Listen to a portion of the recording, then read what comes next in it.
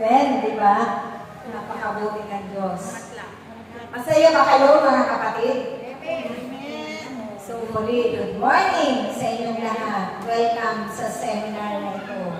Na ito ay idinakos na natin na tinakdan ang mangyawin dito sa chapel ng Doña Faustina. Kung may natin pag-aaral ay idinadaos natin ngayon dito sa chapel ng Praise the Lord. Muling pagkabuhay chapel. Amen? Nanalo yan ang sa harapan ang gambana din ang mangyawe. Ang watawag ang mangyawe na ating pinauwitan, pinapapurihan, sinasamba. Amen? Pinauwitan, sinasayawan, pinapanalanginan, diba?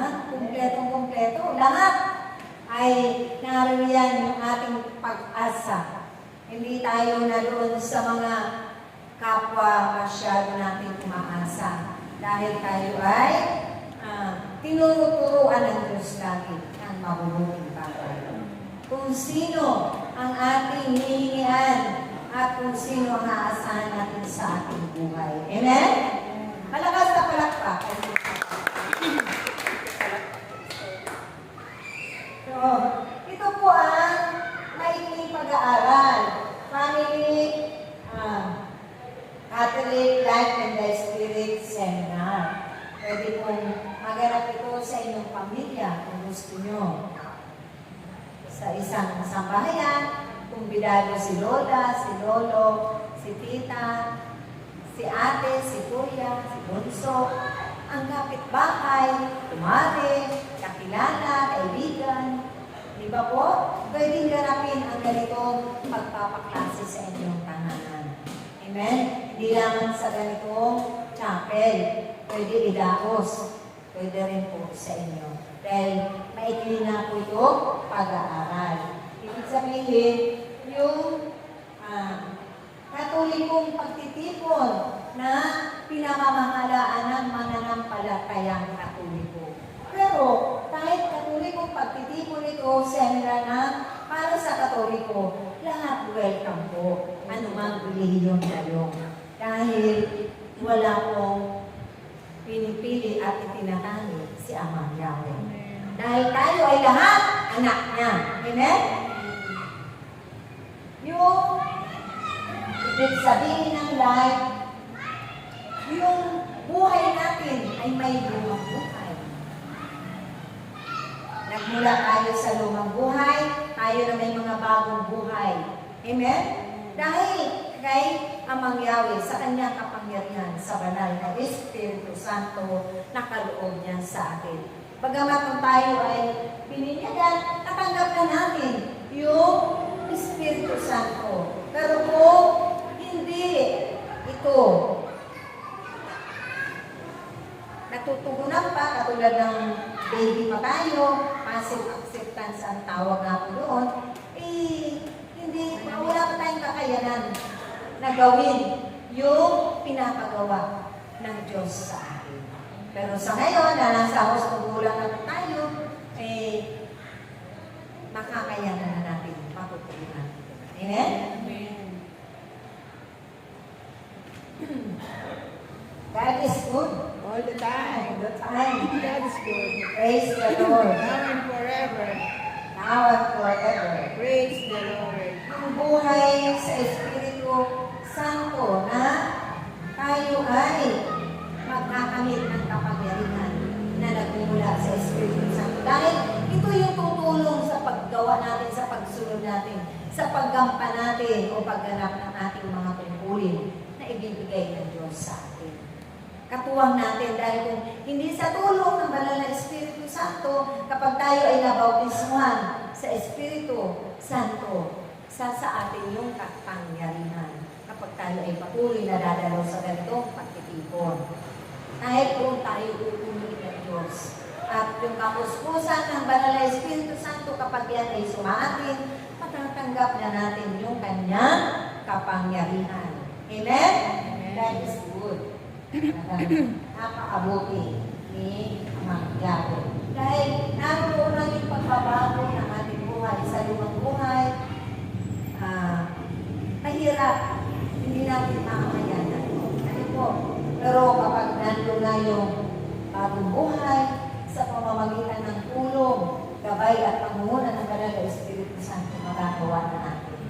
Yung Spirit, itong pamumuhay sa Espiritu, yun ang kung sumaamin ang Espiritu Santo, sa tulong niya, magagawa na natin pumarito. Dahil ipapaisip niya sa atin.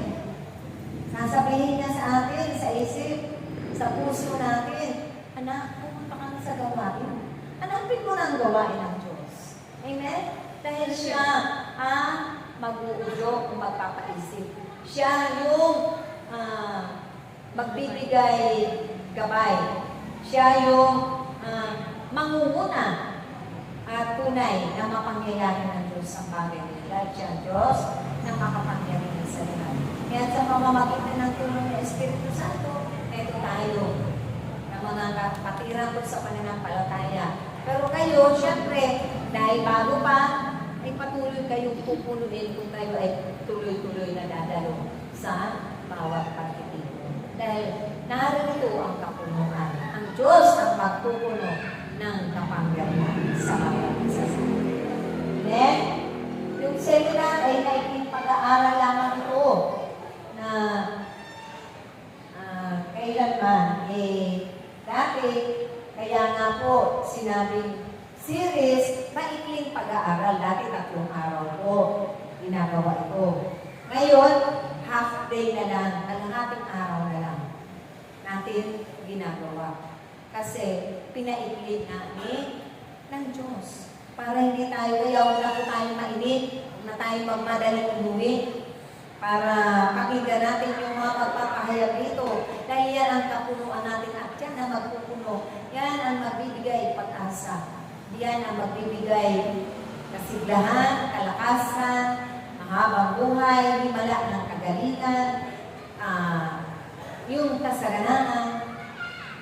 Nariyan yung magbibigay kapayapaan, liwanag sa ating mga isipan. At yan ang magiging inspirasyon natin sa ating mga buhay. Amen? Kaya, nawa, hindi tayo mainit. Ano po, mga kapatid? So, doon po sa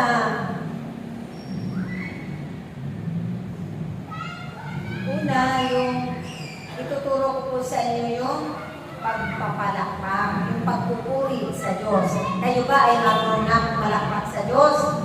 Alam ko, marunong kayo pumalakpak sa inahangaan ninyong mga artista, modelo, basketballista o anuman ang hinahangaan ninyong kapwa ninyo. Kapag tayo ay pumapalakpak sa ating kapwa, kailangan dito lang sa tapat ng ating puso. Pero kapag sa Diyos, dahil siya ang Diyos na makapangyarihan sa lahat, siya ang Diyos na dapat natin bigyan ng kapulay o paggalang, lagpas o tapat sa ating loob ang pagpapalakpak. Ganun po, mga kapatid. O lagpas sa ating ulo. Dahil siya ang Diyos na kapuri-puri at kataas-taasan Diyos at makapangyarihan sa lahat. Amen? Bakit ba tayo po nag-aaling ng mga pagsayaw, pag-awit? Dahil kung tayo man bilang mga magulang, lola o lolo, mama o papa, tatay o nanay, kapag tayo ang ating mga anak, lalo pag mga 3 years old pa lang yan, 4 years old, maliliit pa, kahit na malalaki pa, iba po, bago yan hihingi, alam natin na kung bakit ang halik na halik sa akin, kung bakit naglalambing, kung bakit andyan nakadikit sa atin. May mga ginagawa siya magugustuhan natin na tayo ay masisyahan. Ganon din po ang ating pagpalakpak sa ating Panginoon. Na bakit tayo nag-aalay po ng mga palakpak? Ito'y pag-aalay natin sa Kanya, sa pagpupuri sa Kanyang pangalan. ngayon, yung mga tunod ang siyang nakakapagpalayas ng mga salot. Salot ng karamdaman, iba't ibang sakit ng karamdaman, salot ng mga kapigatian, kalungkutan, kaguluhan, yung mga pag-aaway, mga kaguluhan sa ating buhay, mga kamalasan, kahirapan. Dahil yung tunog ng palakpak, yun ang pagpapalayas ng lahat ng salot. Pero yung palakpak na iniaalay natin sa ating Panginoon, yun yung hain natin sa Kanya. Yun yung pag-aalay natin ng palakpak na buong kagalakan at mula sa kaibagturan ng ating mga puso. Amen? Ganun. At ang mga password natin, amen. Pag sinabing amen, totoong-totoo. Yes natin. Yes. Makatotohanan yung ating pagsang-ayon. Dahil sabihin ko po sa inyo, iniibig niyo ba ang Panginoon? Amen. Totoong-totoo po na iniibig ko ang Panginoon.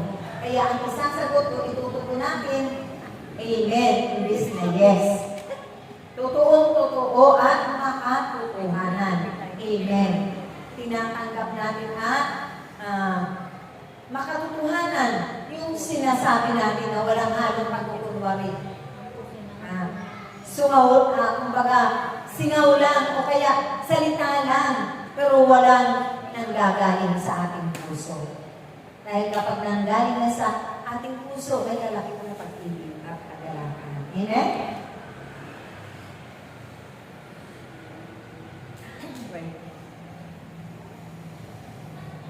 Kaya, yun po ang mga dapat tatandaan natin kung bakit tayo sumasagot sa mga speaker na narito sa harapan at kung paano tayo mag-aalay ng mga papuri sa ating Panginoon.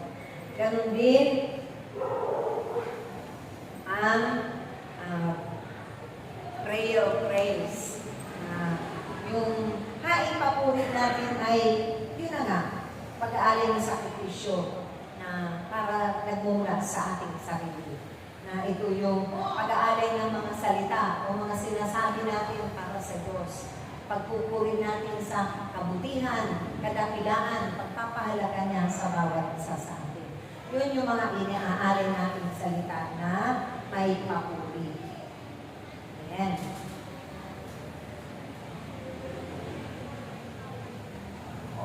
So tayo po ay dadako na sa aking pangatlong